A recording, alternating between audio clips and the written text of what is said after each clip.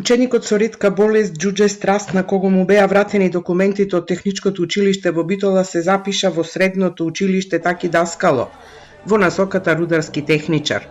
Во Техничкото училиште се уште е во тек инспекцискиот надзор на Државниот просветен инспекторат по наводите во анонимна представка дека ученик е испишан поради неговиот хендикеп.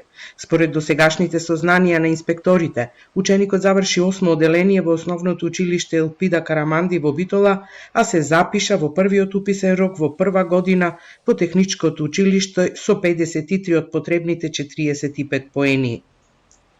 Ученикот не приложил никаков документ дека има попреченост. Мајката на ученикот по извршен разговор со представници на училиштето дала изјава дека ги подигнува документите.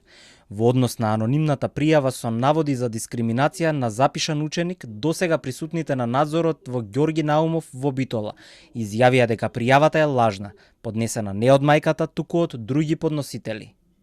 Инаку по овој случај, мнозинството советници во Советот на општина Битола разреши тројца членови на училишниот одбор во Техничкото училиште и назначи нови. Советниците побара од градоначалникот да ја разреши од функција и директорката на ова средно училиште.